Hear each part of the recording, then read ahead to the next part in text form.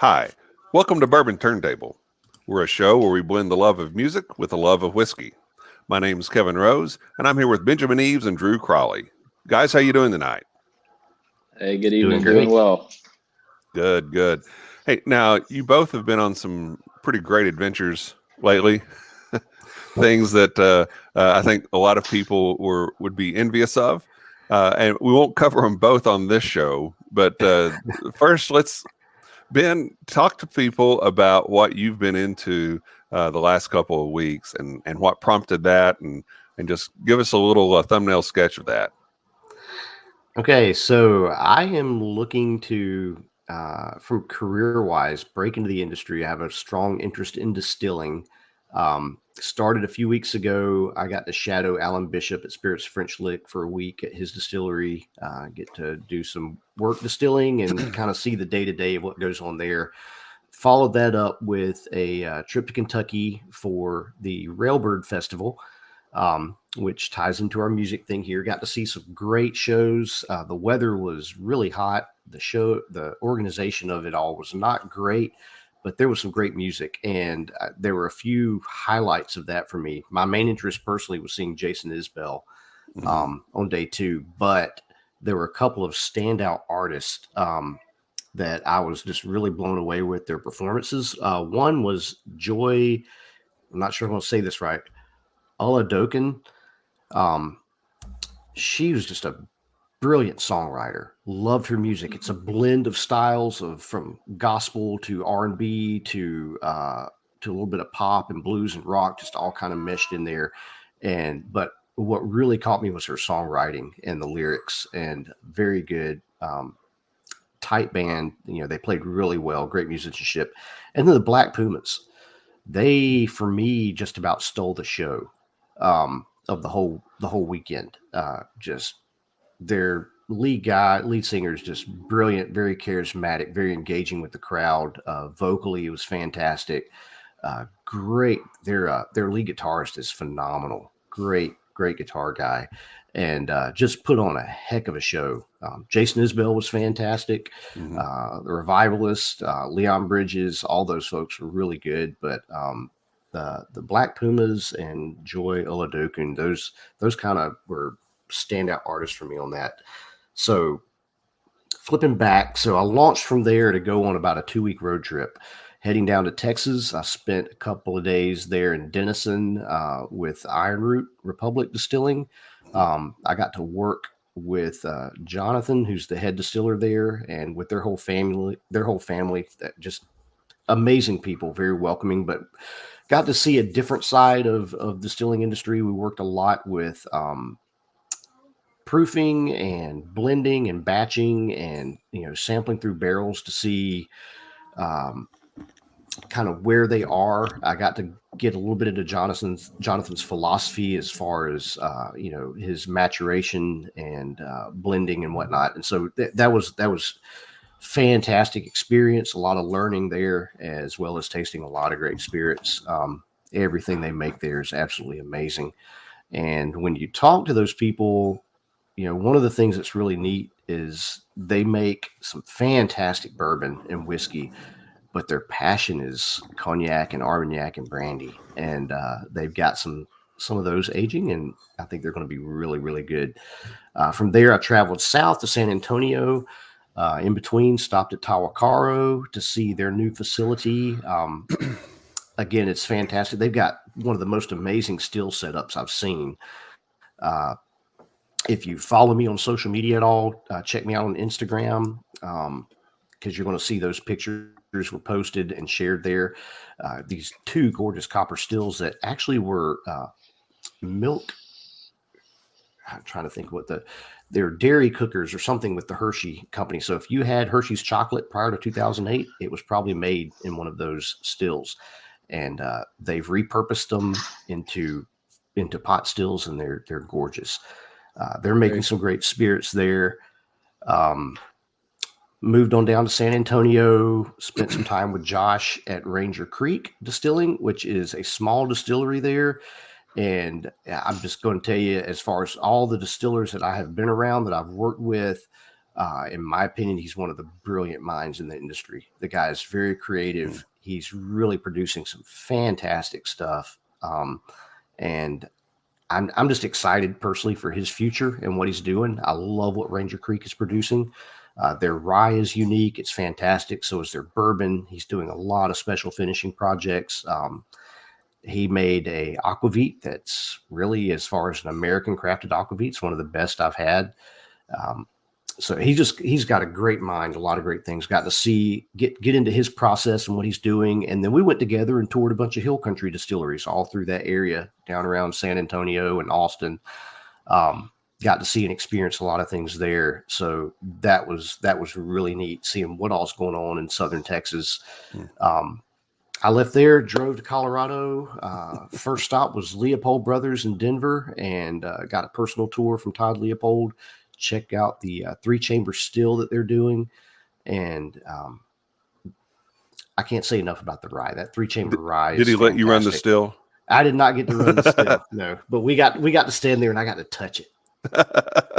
Well, that's the next best thing. Yeah. So really, really great seeing his facility, the way that's organized and laid out, their zero waste policy and what they're doing. Fantastic. And the fact is, I think as far as an array of spirit and product and what he's doing, not just a 3-chamber rye, not just their bottled and bond bourbon or their American whiskey, but they've got a whole string of liqueurs that are fantastic, some Amaros that are absolutely gorgeous. And quite honestly, you guys know I'm a bit into absinthe, and his absinthe may be one of the best. It's in the up there, upper echelon I've ever had worldwide. It's a fantastic absinthe. It's unique. It's really good. So get the chance to check out Leopold's when you're in Denver. I highly recommend it. Day 2 in Colorado, a friend of mine who's getting in the distilling business there, we went and toured a bunch of other small little micro distilleries, which I didn't realize just how many there are in Colorado, and especially around the Denver area, but they're everywhere. They're popping up like, micro breweries, craft brewery places, but lots of little micro distillers doing interesting things with different grains. One of the more interesting was Ironton. They're in Denver, and they've got a single malt that is beechwood smoked and really unique. Wow. Has a really nice soft smoke flavor that comes through really good. Taunua is another fantastic. I wouldn't put them on the micro distillery level, a little bit bigger, but they're making single malts. That's probably, if you're an Irish whiskey fan, that may be the most pure Irish profile spirit I've had made here in the States, using raw barley. They're single pot distilling, and they're making some really good stuff. So I was really excited to see what all was going on there in Colorado as well. Yeah. Is that restricted in terms of distribution? Do you know? Most of them are. Yeah. I'm not sure a lot of them are pretty much going to be, you're getting it at the distillery with these really small ones.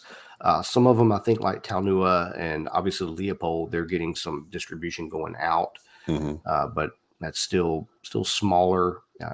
Just depends. Leopold's, you start to get some places across the country, but not nearly enough. Yeah, not enough. But really, really cool. I like seeing a lot of the small micro distilleries and what they're doing, what their setups are, and what they're producing, what they're doing to kind of set themselves apart from everybody else. So it's a fantastic trip. A lot of learning, honestly. Yeah. Sounds amazing, man. Really happy you got to do that. Yeah. Kind of I had the opportunity here that I thought I may never get again, so decided to take it and run with it. And well, maybe sometime we'll do a bourbon turntable on the road, and we'll hit a concert and maybe some bars and stuff, and find some distilleries to visit along the way, and document that. I like the sound of that. Bourbon Turntable. I think that'd be a lot of fun. Sounds great. Yeah. Oh, and I did get to see Red Rocks while I was speaking of music on the Bourbon Turntable side. I got a tour of Red Rocks, and I am dying to take a show in there at some point. That place is amazing. I cannot imagine a more incredible place to take a show. Just the scenery, the setting, all of it. It just seems almost otherworldly. Yeah. Yeah. That is on my list as well. So, yeah. So that's great, man. I'm glad you got to do that. I won't say I wasn't a little bit jealous, but I was very happy for you, and all that you got to experience with that, because it sounds like kind of a bucket list trip of a lifetime kind of thing. It was phenomenal. Yeah. Yeah. Very good. Well, coming up here in just a little bit, we will be talking about Michael Jackson. Talked a little bit about Michael, I think, in the first album episode. And I think that was Thriller was your first album, right, Ben? That's right. Yeah. So we'll talk about Michael here in just a little bit. But the first thing we're going to do is I have sent blind samples to Drew and to Ben. And this is not a gotcha thing. So it's not like I've sent you some really crappy whiskey to try. It is a bourbon. It is the name of a distillery that I know that you'll recognize, but it's not necessarily going to be something that might be common to you.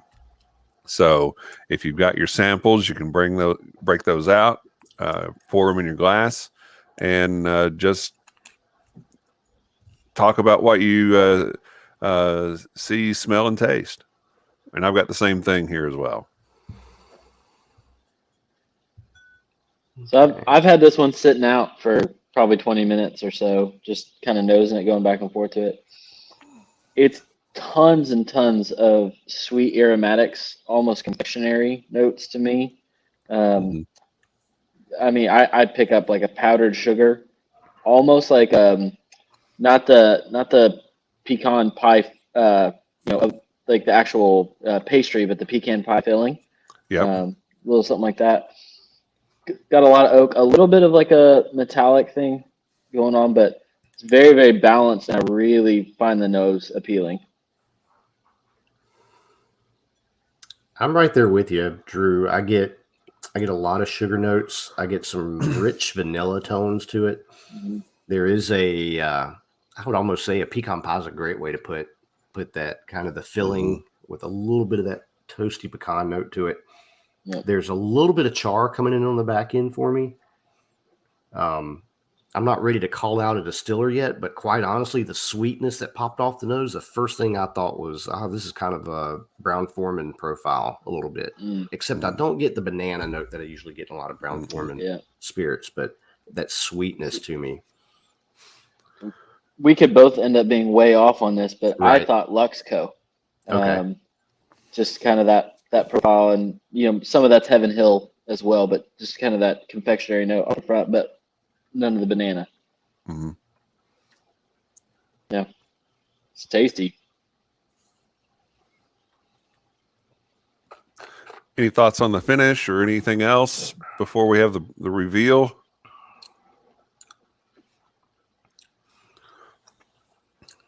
I would be surprised if this was less than 110 proof, but it finishes gently. I would just based on the nose and some of the other things that I've had that seem like they're in a similar range. Right. I guess this is up there in proof a little bit, but goes down in such a way that does not belie that. It is so balanced. I think I said that earlier, but there's not any one thing that takes over the palate completely or takes over the nose. There's some things that jump out, but as you sit with it, it's like, oh no, every part of the tongue, every part of the palate is being stimulated in some way. I really like that. Yeah, it fills up the palate really nice. I would hit the proof point. To me, I'm guessing the proof is under 110, maybe around like a 107 mark.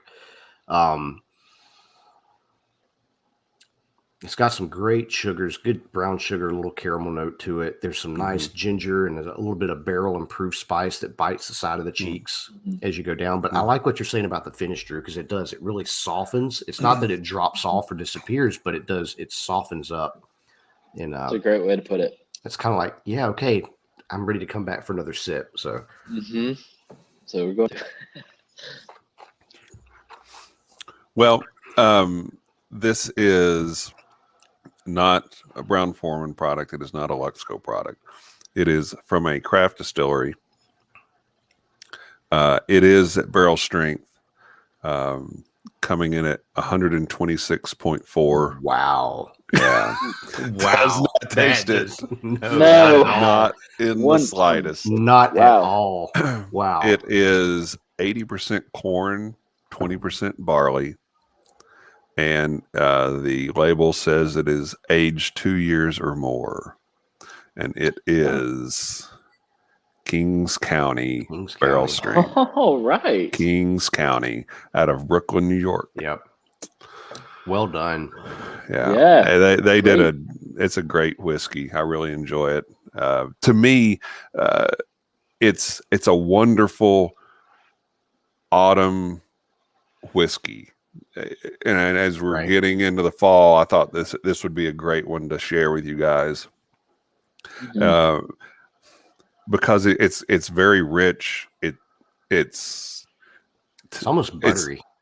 When I tasted it, my notes were caramel, almost a burnt caramel, molasses, vanilla, and then it's very thick. As far as the viscosity of it is very thick, and to me, that's a great autumn whiskey sitting by a fire, a bonfire or something, or sitting by the fire in the house during the winter. I think that I've had a few different things that Kings County has done, and I've enjoyed them all.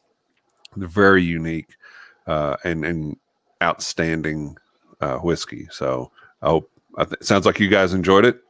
Yeah, absolutely. That's absolutely. I'll enjoy sipping this one the rest of the show.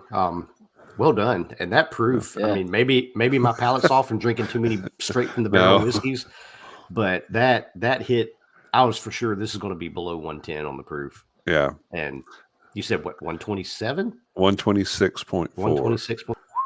Yeah. Man. And when you think about, a lot of Bookers fall into that category. Right. Mm-hmm. This doesn't come across as aggressively as most of those do. Right. Mm-hmm. So that's good. The bottle you had looked like it was a sample. Is that available for retail purchase? Yeah, it is. And they have a few of their expressions available in Kentucky. So you can do that. No, this is their packaging. It is very, very simple, understated. I love the fact that you can, and this one's getting low, so you can't necessarily see it, but you can see the color of the whiskey, which to me is one of the great features of this, especially coming in at, 2 years plus. Now, I don't know what size barrels they use, but I'm pretty confident they don't do anything like sonic aging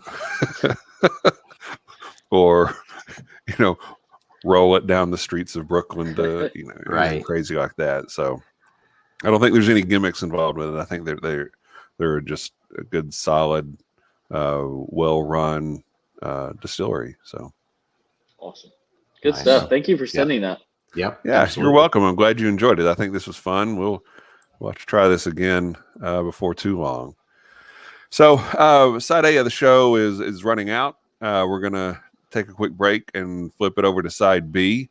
But before we get into side B and start talking about Michael Jackson, we're going to talk a little bit about Bourbon on the Banks. So what do you guys think that you would find at Bourbon on the Banks? Bourbon and water? Bourbon and water, yes. And check it out. Bourbon on the Banks is on the Kentucky River in Frankfort, Kentucky. They have our good friend Amzie Winning is on the board there, and it's a really well run event. They have 40 plus distilleries that are represented on Saturday at the Bourbon on the Banks Festival. On Friday, October 22nd, they have an event for VIPs, and you get to be a VIP by paying for the ticket. But they have a rare and a collectible bourbon auction that night.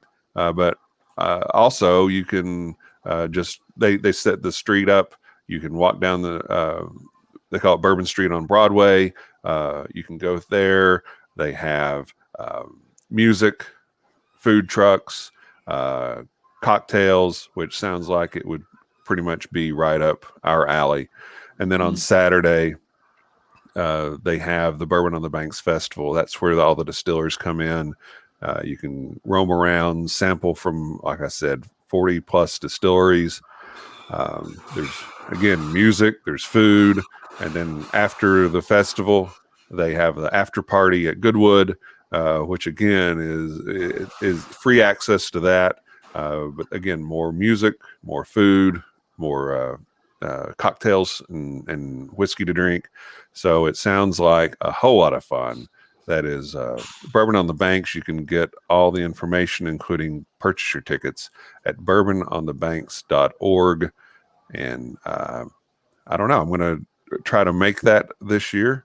And hopefully you will too. So Bourbon on the Banks. Okay. So with the music side of things, we're going to talk about Michael Jackson. And there's young Michael. And the Jacksons started recording together. Well, there was a group called the Jackson Brothers before Michael was involved. Right. But when Michael was about 5 or 6 years old, he got into with his brothers, and they changed the name from the Jacksons to the Jackson 5. You know, his dad was pretty much a jerk. The slight understatement. I was going to say understatement of the show. Right there. Well, he would sit at rehearsals holding a belt, and when one of the boys would make a mistake, he'd beat him. And so it was a very rough and abusive upbringing. But by 1968, they got signed with Motown. Met Diana Ross in '69, and then had their first #1 single in 1970. You know, so here's Michael, lead singer of a group with a #1 song, and he's 12 years old. Yeah. So, did you guys listen to a lot of early Jackson 5, anything like that? I personally didn't, and I'll get into this a little bit more later on whenever we talk more. But that I didn't even really know existed until much later in late teenage, early adult years. That there was even a career before some of the big Grammy Award-winning solo albums. Yeah. So. Yeah, I got introduced to that probably around the same time or right after I got into Michael Jackson in the early 80s when Thriller came out. Once I discovered that album, then it was kind of like, oh, the Jackson 5. Okay. Yeah. And then kind of start to remember, oh, wait. Yeah, I think I remember seeing, I think they had like cartoon editions of these guys plugged in different shows right. As a child. I can't remember. I'm trying to think of what show. Were they even on Scooby-Doo or something like that at some point? May have been. When they had that whole right. segment where they would have all these, this one season where they had all these like Batman and Robin and, right. All these different artists and people guest appearancing as cartoons. But so I kind of got into them after the fact. Once I discovered Michael Jackson, then it was like, oh, the Jackson 5. Okay. Yeah. And, I was, I knew, everybody knew who the Jackson 5 was when, my age, growing up, you knew who the Jackson 5 were. And Michael had a great deal of popularity on his own, had released a handful of solo albums that I didn't really know existed. until, much, much later. I always thought Off the Wall was his first solo album, but it's not. It was his fifth.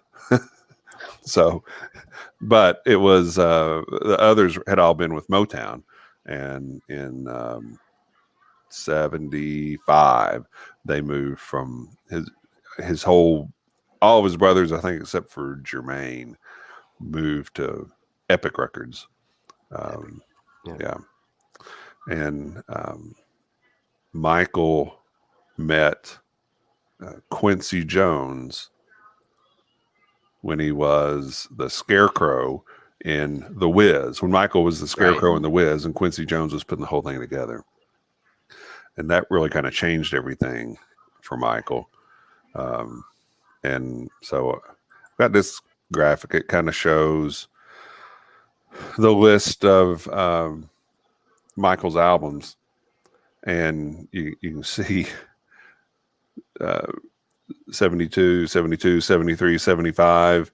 Those were ones that I didn't really have a whole lot of recollection of. I really thought that everything kind of started with Off the Wall, and I guess in a lot of ways it did.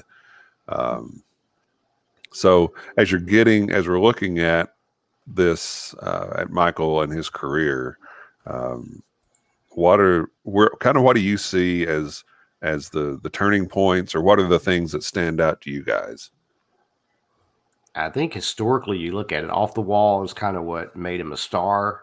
Thriller is what made him a superstar and a legend.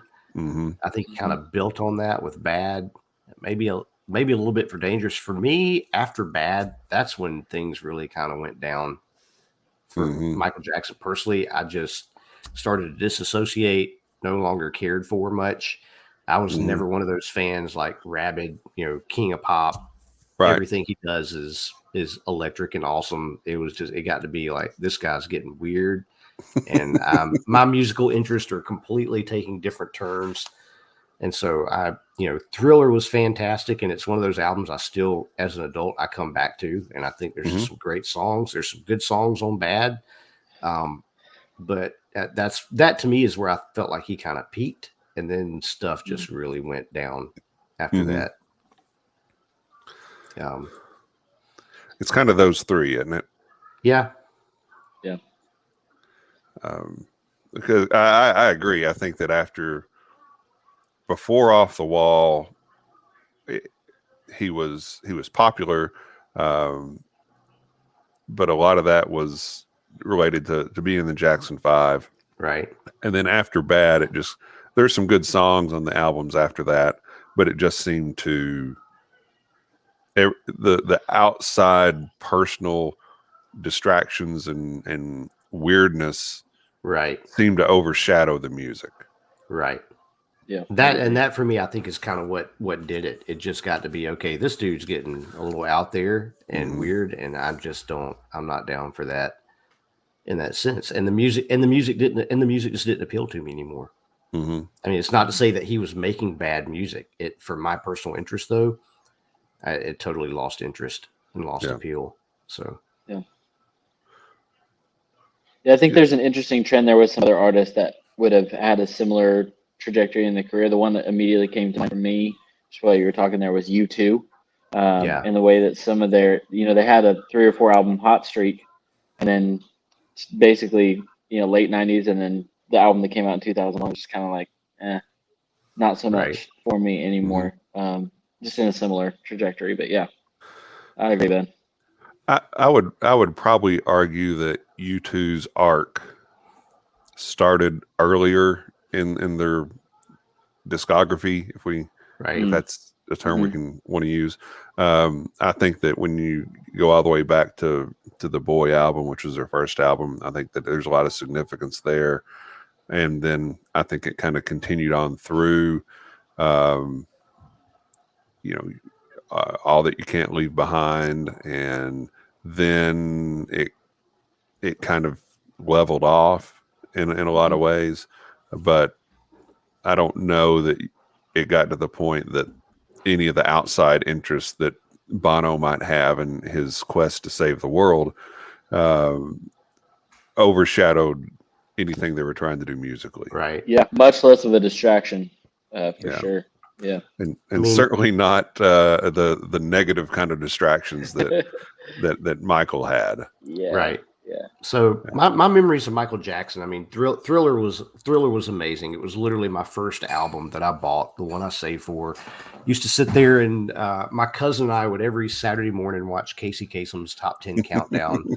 And, you know, it was like perpetually every week, Michael Jackson, Thriller, or at least one of his songs from that album was in that mix just about. And it became, I got to have this album. Loved it. Bad came out. I think musically I'd already started to shift or change a little bit. Still was interested. I remember his whole connections with Pepsi, all the commercials, all the promotion that was going on. I mean, this guy was world superstar. Nobody could touch him, kind of thing. And those were some great songs. I think was it Super Bowl? I think it was post Super Bowl where they released a video for Black or White, I think, and it kind of caused a little bit of a controversy. There was a little bit of a controversial reaction to that. I still thought it was cool at that time. I was like, I'm into it still a little. You know, I don't mind hearing it on the radio or whatever. I never went out and bought the album. But I think I can pinpoint the exact moment where it was like, okay, this is getting weird for me, and I'm just not sure I'm down for this anymore. And I was going into Walmart at the time, into the record section, and I think he had just released a new album, and they had on the little TV there, they were playing a video, I guess promoting that album, and it was, I can't remember what the song is, but I just remember it's Michael Jackson on a roller coaster with his chimpanzee next to him, and I'm just sitting there watching that, listening, going, I'm done. I can't do this anymore. Yeah. I mean, there was that kind of weirdness even before. Yeah. In the early 80s, he was trying to record some duets and collaborations with Freddie Mercury of Queen. Right. And Freddie didn't want anything to do with it after he brought a llama into the studio. Right. Okay. Now, I had not heard that story. Yeah. A lot of that stuff wasn't as prominent as when he had Bubbles the chimp or tried to buy the bones of the Elephant Man. Right. Or, you know, and really crazy stuff like that. I mean, that's what you can really spend time digging into just all the personal garbage and trying to sift through and figure out where, what, how did this all go wrong. I have my personal theories. I think behind a lot of celebrity issues that, quite frankly, it's just boils down to they have a lot of money because they're making a lot of money. They get surrounded with a lot of yes people who will not deny them anything to keep them happy. Sure. And that starts a spiral and a descent. For a lot of people when you don't have that check and balance on your life.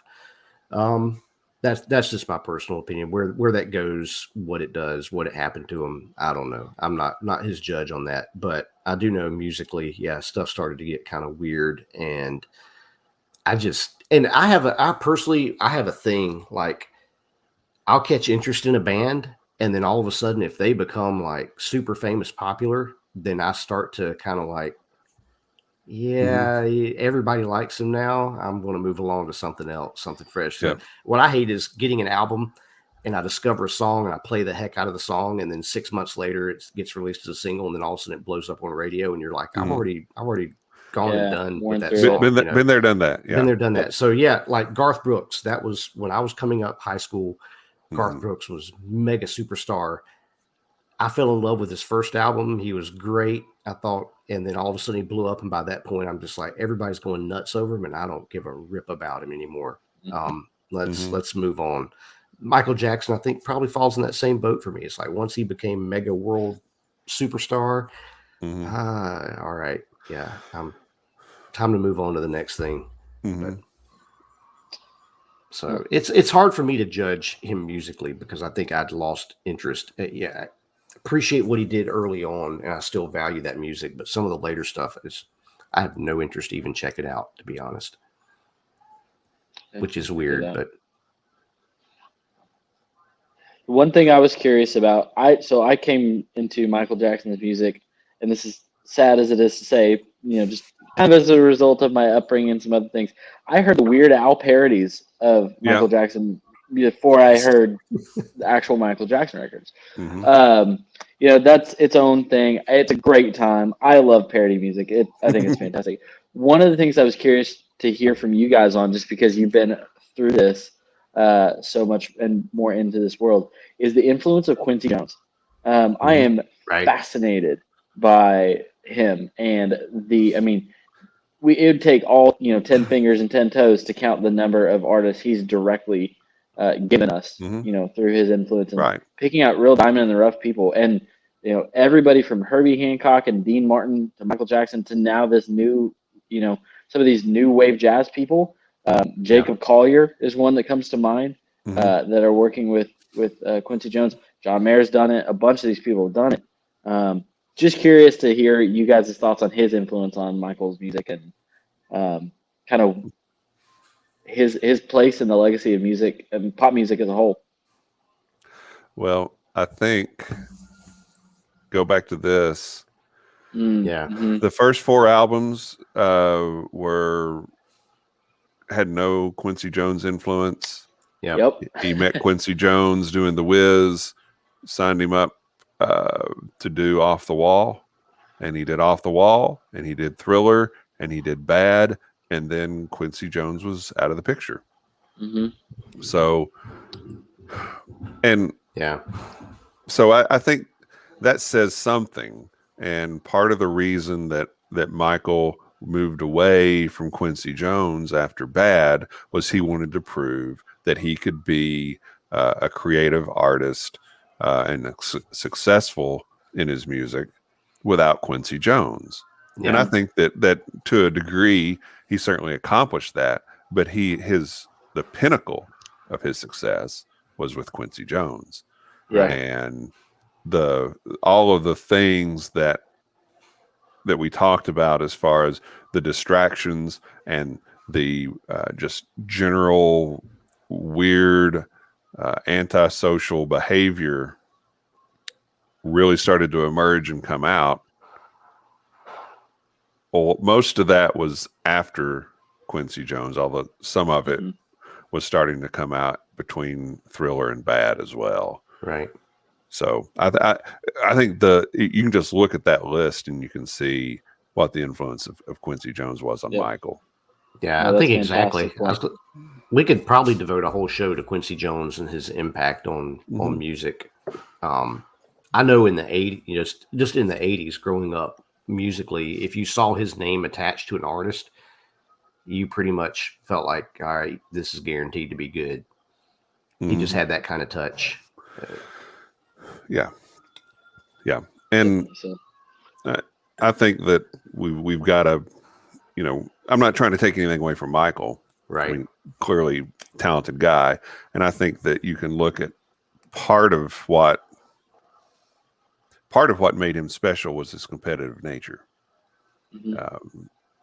He wanted to be able to do something apart from his brothers. He wanted success in that.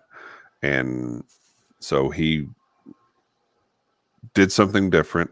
He got involved with Quincy Jones. He did Off the Wall, which was very different from anything else that he'd done previously. Yeah.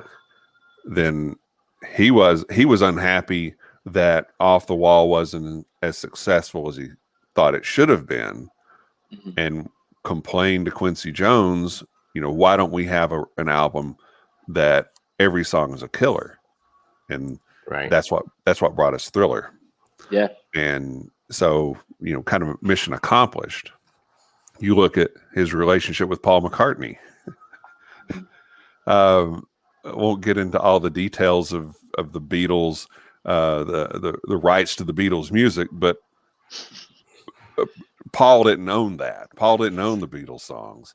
Right. And he had met when Paul and Michael got together to record some songs. Paul talked with Michael about, hey, you really need to get into music publishing. That's where all the money is. Yeah. Okay. Well, then Michael started joking around with Paul, hey, I'm going to own all your music. I'm going to own all the Beatles songs. And ha, ha, ha, ha, ha. Well, when Thriller came out, Michael was just sitting on cash. Yeah. Mhm. And the Beatles music came up for sale, and they offered it to Paul. He didn't want to take it all himself, so he called Yoko and said, "Hey, this is for sale. Let's buy it together."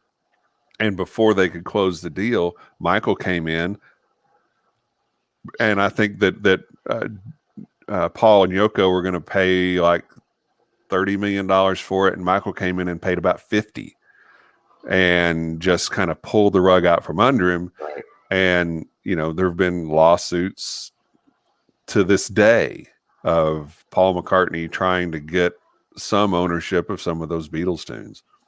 But that's, Michael was pretty ruthless in that.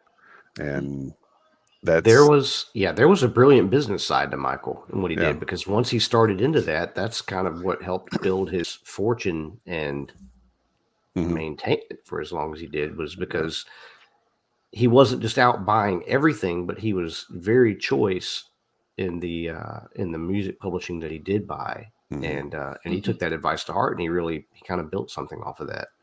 Yeah, I think that's worth like $1 billion now or something ridiculous. So a couple more things I want to cover on Michael before we close this out. One is the importance or the significance of his performance at Motown's 25th anniversary. This was when he performed Billie Jean live. That gave us the first sighting of the One Glove, and it introduced the world to the moonwalk. Yeah. And I went back and watched that video last week, and it really is electric. He's basically lip syncing Billie Jean, but it's just straight fire. It's incredible. He had the world in the palm of his one gloved hand, and he knew it. And so that was pretty special. I don't know if you got, that was in 83, 82, 83, something like that. Were y'all alive? I was alive. I remember it because everybody went nuts learning how to moonwalk. Yes. After that, I mean, it overtook everything. Yeah. The other thing is the videos, and I think that he changed the world of music videos. Obviously, the introduction of MTV changed music videos forever. Right. But probably the second thing that impacted the way people consume music was Michael Jackson's videos, and that's probably the greatest music video of all time. I don't know what would rival it, but talk a little bit about your impressions of Michael and what he did with music videos. Well, I wanted to ask this earlier, just kind of in the same vein as the Quincy Jones question to an extent. Obviously, the guy's an undeniable talent. He can sing, he can dance. But I think one of the things that's so interesting about his legacy to me is not as much as an artist, in the capital A sense that we all think, you write, you play, you sing your own stuff. I'm this person. It's as a performer. He was an entertainer above all else. You think about, kind of these two big names in pop music during that time. It's Prince and it's Michael Jackson. Where Prince is a virtuoso musician. He plays something like, mid-20s instruments. The guy is insane. Michael's talented, of course, was talented in his own right. But the real thing that made him stand out was the music videos, the fashion, the dance, just this electric stage presence that I think really put him over the top in a lot of ways. Not that he wasn't a talented, musician and artist in his own right, but those two things in combination are really what helped him stand out. I think the music videos were the biggest probably component of that. I'll never forget seeing the Thriller video for the first time. It is crazy. Never seen anything like it. I think in the moment it was the whole that synergy of just everything coming together just right in the moment for him. Musically, MTV just really getting its footing and going, and his entertainment factor, it was lightning in a bottle in that moment. And it not only catapulted his career, but it helped, I think, really establish MTV as a bit of a power in the whole game of things, entertainment and music wise, because of just the impact of his videos, especially coming off of the Thriller album. From Beat It to Thriller to Billie Jean. I mean, those were just steady rotation as a kid watching those. And even, even years after that album came, you were still seeing those videos constantly being cycled through. Yeah. Every time you get to the end of the year and everybody's talking about, here's the top 100 videos of all time. Well, guess what you're going to see? You're about to see a drop of Michael Jackson in the top, 10, top 20 or so. Right. And especially Thriller being right there at the top. So it was huge. And again, let's talk fashion for a second. The one glove, but that red jacket. I mean, everybody wanted to own that red jacket when that came out. Yeah, I can remember walking in the stores at the mall or whatever and seeing that hanging on the rack, begging mom and dad, I got to have that jacket. My friend has that jacket. I got to have it too. It was just everybody wanted to have a piece of it. Piece of Michael Jackson in some way. That's just how big it was. You see that jacket, that's Michael's jacket, right? Yep. You see those socks, you see that glove, that's Michael's too. Yeah. He owned it along with the Beatles music. But undeniable talent, and probably one of the more influential figures in pop music. He and Elvis. I don't know who else you throw into that category, but clearly a talent, charismatic, like you said, Drew, a tremendous performer. Right. But he had his issues, to say the least. Absolutely. But he was. You just can't deny the sheer legion of fans. I mean, that's when you look at it, you're listing off Elvis, Michael Jackson, I think of the Beatles. It's kind of like the holy trinity, if you will, almost. When you look at the influence and just the sheer volume of fans and the people they impacted, that you can't argue with that. Yeah, but he was in the spotlight. Yeah, from the time he was 6 years old until he died when he was 50. That's that comes with you want to be famous. Okay, you want to be super famous. This is kind of the price of that. Right. And how much did that impact his weirdness? How much did the treatment from his father do that? Who knows? But certainly can't deny the fact that the man was amazingly talented. And I'll still listen primarily to those three albums, routinely. Right. That's been almost 40 years, 35, 40 years. So that says a whole lot. It says a lot. So you guys got anything else on Michael? Okay, well, let's kind of wrap this one up. And as we do, Ben, why don't you tell us about another Bar Cart show? So with the Bar Cart Co-op, we have a great cooperative of different shows and programs going on. One of those, and really part of the founding members, the Distillers Talk, featuring Christy Atkinson and Alan Bishop. And these guys take a real deep dive into distilling. Alan is interviewing and bringing on different distillers from across the country, different people ranging from home distillers to craft distillers to major players in the industry. And they're really taking a deep, deep dive into the distilling arts.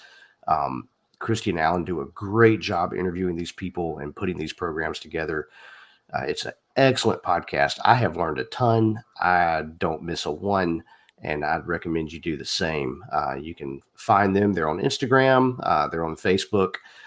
They're also on pretty much just about most of your major podcast resources, from Apple to to the others. So be sure to check out Distillers Talk with Christy Atkinson and Alan Bishop.